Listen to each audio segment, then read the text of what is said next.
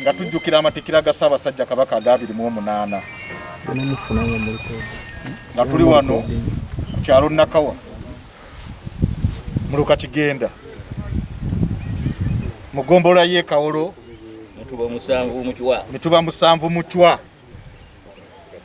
Lugazi municipality Buikwe district Musasa Ssaabasajja Kabaka lyasinga okwagala eri ekyaggwe nolwekyo enkola eno y'okusimba emiti tugitandise wano naye ng'ejja kutambula wonna wonna. Edda bwe twasomanga baatubuuzanga district etalina dry season etaba na kyeya ansa yabeeranga Mukono kubanga Mukono eno yali etwalira mu district n'akayunga nga tebanaba kugita bakozi Buvuma. N'olwekyo nga memba wa parliament atera omukungu wa Ssaabasajja Kabaka ntwala omukisa guno okutongoza enkola y'okusimba emiti egenda okutandika leero era nga tujja kusimbanga emiti emirundi gyonna. Ssaabasajja Kabaka wangala Buganda ku ntiko simba omuti guno ng'ekijjukizo ku kanisa yaffe ya St. Thomas Busaabaga Kigenda ng'ekijjukizo nti Ssaabasajja Kabaka era aweze emyaka 28 ku Namulondo twasimba omuti guno tugusimbye mu bwenyi bwa church oba bw'ekkanisa eno era n'anaabanga ayitawo ng'ajjukira nti Kabaka era aweze emyaka 28 twasimba omuti guno ng'ekijjukizo. Sseziwa mugga munene nnyo ate omugga ogwo guliko ebyobuwangwa gulina gye guzaalibwa ekyalo nkyerabiddeko erinnya kati lwaki tusaanyaawo obutonde bwaffe just in the name of investor. Agukoze atya anti kati atandise okuyiwamu ettaka mbu asimba ebikajjo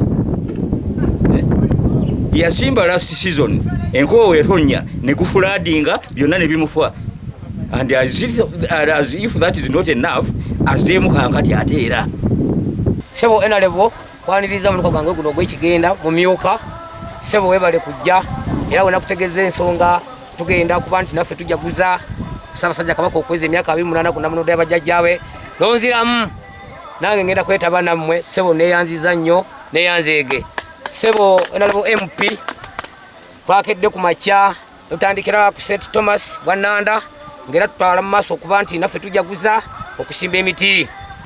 Gino emiti gino gya kalitunsi bale mukubako mu ngalo gino emiti gya bitafeeri si wanga muntu mbawa banne mugende musimba emiti Museze musoke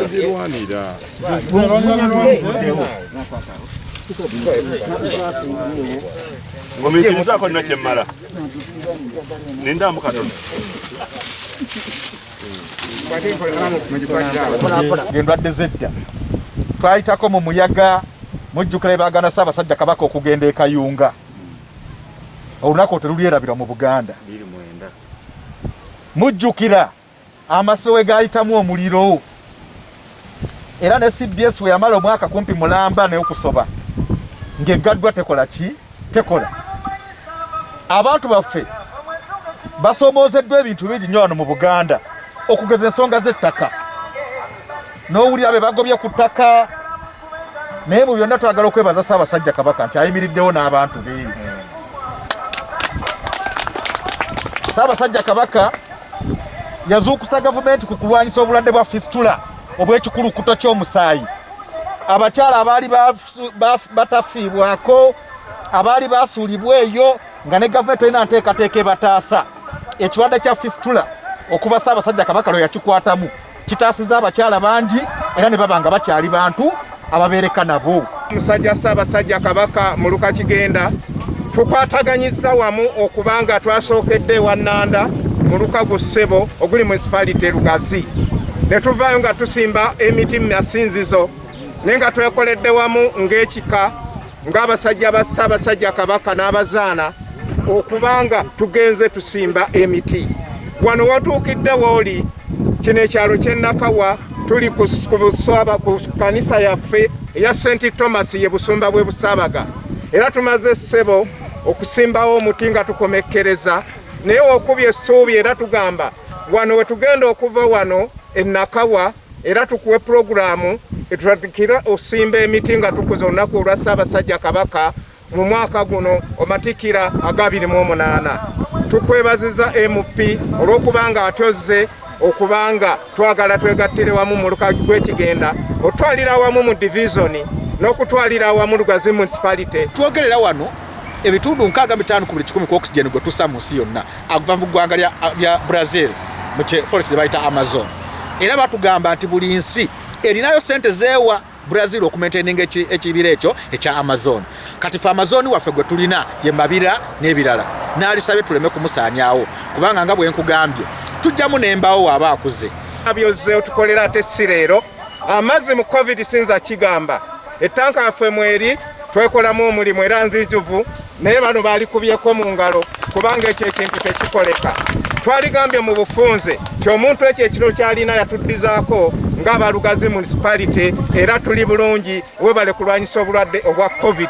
Okuba abatono bwe tuti batugambye okuba abatono ne distance naye era masiki mukama wange webale kuzituwa otulaba nti tuli bulungi. Esimu yange wajje ogiremera ate tomanyi bwe bagikuwa.